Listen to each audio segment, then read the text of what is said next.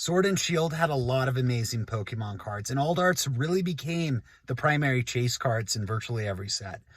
But I wanted to talk about a couple of specific cards that I think are just stunning, and I wish they were 10s, but mine are not. And those are the Japanese post office collaboration promo cards. So I will talk about the story of how these cards came about and some interesting history of them. This right here is an amazing, amazing Pikachu. And then they have a Cramorant too. So both of those cards are actually really famous artwork from Japan that have been featured on stamps from Japanese Post and are really culturally significant. So they had a collaboration with Pokemon where they altered the original artwork to have a Pokemon theme. So obviously a Pikachu was added on her back, and then the diving swans are Cramorants. They're insanely beautiful cards, and they're hard to get as a 10, but even as a 9, it's just an amazing collection piece. I have them for sale, but I'm not motivated to sell them. There's not a lot of singles and a lot of graded cards especially I like to just hold on to. I have a few, but those are definitely two of them. They're beautiful. I've got a sealed box from Japanese Post as well. I picked that up relatively early, just like these. But I just love them, and I love them graded, and I think they look really good in CGC. So the story about how the start of these particular cards came out. So they released in 2021. Like I said, it was a collaboration between the Japanese Post and the Pokemon Company. And the original box, and it was a sealed box set. Those promo cards were in there. They came with a few other things inside, and they also came with some stamps. And the stamps are a very iconic Pokemon cards, including the Kanto starters. So at the World Stamp Expo in Japan, the set originally released, and there was very few boxes. I don't know the exact number, but I have heard it was 500. And they just immediately went to the moon because everybody wanted them. And I've warned in other videos of FOMO, or fear of missing out. So that really, really hit on these particular cards. And I can totally see why. They're amazing. Except 500 was not the actual amount of boxes. They had an allocation of 100,000 boxes. So there was kind of a simulated supply shortage. And the only way initially you could get it was at the Stamp Expo. After that, they had a lottery. And it was very complex and very difficult to get.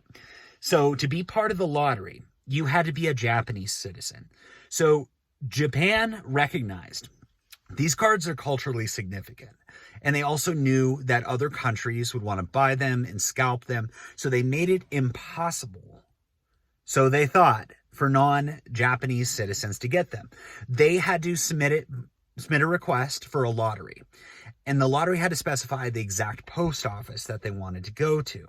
Then they had to go to that post office and show their driver's license, which had to match the address they submitted on the lottery. So it made it almost impossible for Westerners to get a hold of them.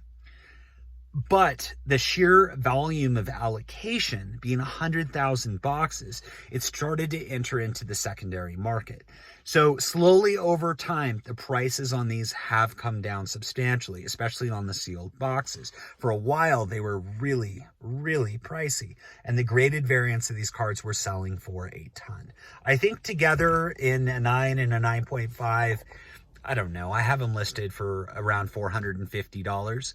But you might be able to get it cheaper. I'm not really sure, but I'm not too motivated to sell them. So right now, though, you can buy those cards together sealed, because they come sealed. They're stacked together on top of each other. It'd be very hard to evaluate them prior to receiving them because you can't see both the cards inside the plastic. As if you're looking to get something for 10s, I think it would be almost impossible to do. It's more like if you want to keep it as part of a sealed collection, if you want to open it, put it in a binder, if you want to send it in for grading and see what happens, it's all good. It's all good. So right now online, I think you can get them for $130, $140 together sealed. And there are a lot of them out there. There's a ton of boxes. Those two cards came in every single box. So if there's 100,000 boxes out there, there were 100,000 printed of both of those cards. And I don't even know if all of the waves of those are done. I don't know if they released all 100,000 boxes. They came out in 2021. I think they're absolutely spectacular. And I think over time, they will appreciate in value. Now, if you're assuming these are going to appreciate, like some of the more elusive box sets, like the Eevee Heroes box or the Mario box, sorry to disappoint, but there's infinitely less of those products than what there are of these. But I still think they're very culturally incredible.